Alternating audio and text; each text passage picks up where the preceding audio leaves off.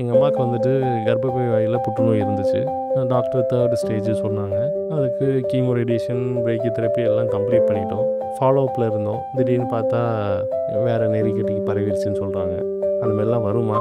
நாங்கள் treatment எடுத்தோம்ல 3rd ஸ்டேஜில் தானே இருந்துச்சு. இப்போ எப்படி பரவுச்சு? எனக்கு கொஞ்சம் டீட்டெயிலாக சொல்கிறீங்களா?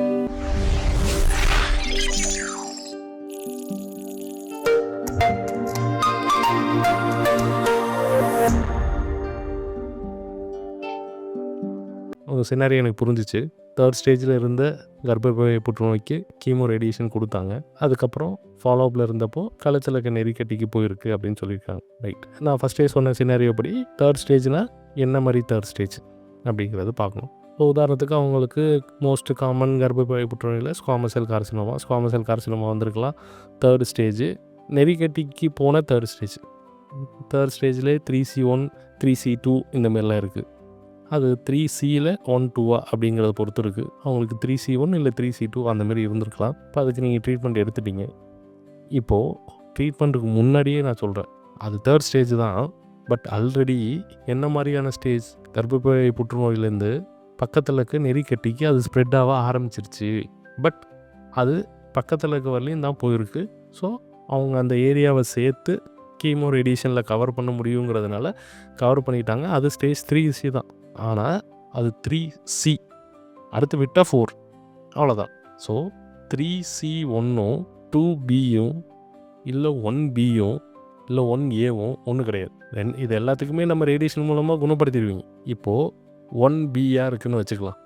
அப்போ நெறிக்கட்டிக்கு போல் கர்ப்பப்பை புற்றுநோயில் தான் இருக்குது. சென்டிமீட்டர் வச்சு 1B, A1, 2, 3 இந்தமாரி நிறையா சப் கேட்டகரி இருக்குது. இப்போது இந்த பேஷண்ட்டுக்கு கீமோ, ரேடியேஷன் கொடுத்து சரி பண்ணியாச்சு.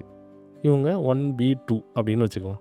இவங்களுக்கு நெறிக்கட்டிக்கு போகிறதுக்கோ வேறு ஆர்கன் பரவுறதுக்கோ வாய்ப்பு 10% தான் இருக்குது 5 வருஷத்தில் ஃபாலோ பண்ணும்போது.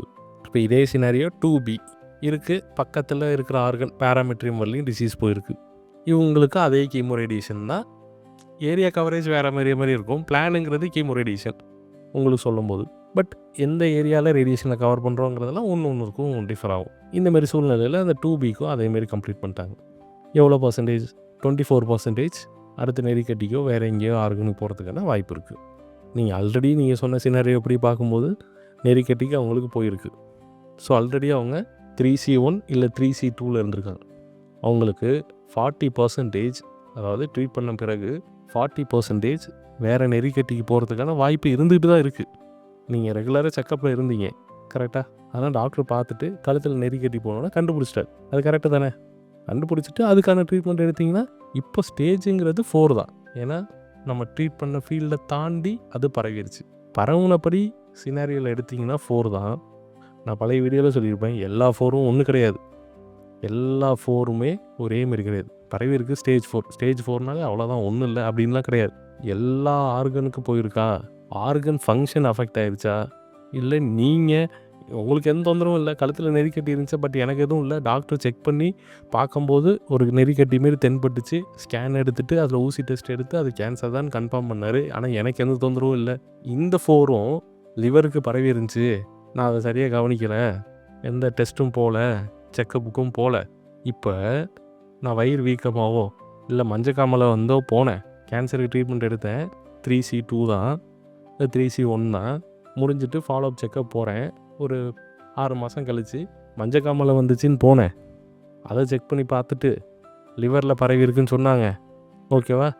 அதுவும் இந்த நெறிக்கட்டியில் பரவி இருக்கிறதும் ஒரே சினாரியோ கிடையாது. நான் ஃபஸ்ட்டு சொன்னதில் உங்களுக்கு எந்த சிம்டம்ஸும் இல்லை, டாக்டர் செக் பண்ணி பார்த்துட்டு பரவி இருக்குன்னாங்க. வேறு எங்கேயும் பரவாயில்ல, அங்கே மட்டும்தான் நெறிக்கட்டிக்கு போயிருக்கு. அப்படின்னா கீமோதெரப்பி கொடுத்தா அது நல்லா ரெஸ்பாண்ட் ஆகும், அதை நல்லா கண்ட்ரோல் பண்ண முடியும். ஆனால் 2வது சொன்ன சினாரியோவில் சரியாக செக்கப் போகல, லிவரில் பெருசாகி வளர்ந்து லிவர் ஆர்கன் ஃபங்க்ஷனும் அஃபெக்ட் ஆகிடுச்சு. ஃபங்க்ஷன் அஃபெக்ட் ஆனதுனால தானே அது ஜாண்டிஸ் இருந்துச்சு. அப்போது ஆர்கன் ஃபெயிலியரில் போக ஆரம்பிச்சிட்டாங்க.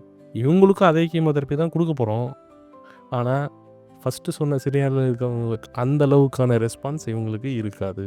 அதனால தான் நான் ஃபஸ்ட்டே சொன்ன மாதிரி ஃபஸ்ட்டே பிளான் எழுதி ஃபாலோஅப் எப்படி வரணும் அது வரலையுமே உங்களோட பிளானில் இருக்கணும். 3C1ங்க, உங்களுக்கு 3C2ங்க, 40% சான்ஸ் இருக்குது, 2 மாதத்துக்கு ஒரு தடவை இல்லை 3 மாதத்துக்கு ஒரு தடவை செக்கப் வரணும், இல்லை மாதம் மாதம் செக்கப் வரணும் அப்படின்னு சொன்னாங்கன்னா போய் வருதா வேறு எங்கேயும் பரவுதான்னு பார்த்துக்கிட்டே இருக்கணும். இதே 1B2 இருக்குது, ஃபாலோ அப்பு 3 மாதம் கழித்து வர சொல்கிறாங்க, செக் பண்ணுறாங்க, வரத்துக்கான சான்ஸ் எவ்வளோ? 10% தானே. இவங்களுக்கான பர்சன்டேஜ் கம்மி, அவங்களுக்கான பர்சன்டேஜ் அதிகம். ஸோ உங்கள் சினாரியோவில் சொல்லும் போது ட்ரீட் பண்ணி முடிச்சிட்டாங்க, கழுத்தில் இருக்க நெறிக்கட்டி பரவி இருக்குது, அவ்வளோதானே, கவலைப்பட வேணாம். நீங்கள் அதுக்கு ட்ரீட்மெண்ட் எடுங்க, அதுவும் நல்ல கண்ட்ரோலாக தான் இருக்கும். நீங்கள் கழுத்தில் இருக்க நெறிக்கட்டி வளர்ந்து போய் அது வெடித்து அது புண்ணாகி அதில் சீல் வச்சு இப்படி போனேன், இதுவும் கழுத்தில் இருக்க நெறிக்கட்டிக்கு பரவி இருக்கிறது தான். இல்லை டாக்டர் பார்த்து எனக்கு தெரியல அவராக பார்த்து கண்டுபிடிச்சி சொன்னார், இதுவும் கழுத்தில் இருக்க நெறிக்கட்டிக்கு பரவி இருக்கிறது தான். ஆனால் இது ரெண்டும் ட்ரீட்மெண்ட்டுக்கு ரெஸ்பாண்ட் ஆகிறது ஒரே மாரி இருக்கணும்னு அவசியம் இல்லை.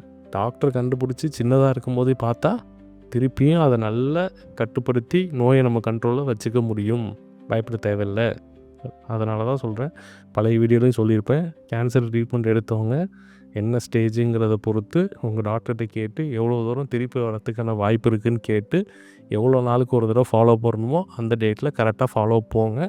திருப்பி வந்தாலும் அது நம்ம கண்ட்ரோலில் இருக்கும், அவ்வளோதான். ஸ்டேஜ் 3 ட்ரீட்மெண்ட் முடித்தோம், பரவி இருக்குது ஸ்டேஜ் 4. அது என்ன மாதிரியான ஸ்டேஜ் 4ங்கிறத பொறுத்து தான் உங்களுக்கான ரிசல்ட்ஸ் இருக்கும்.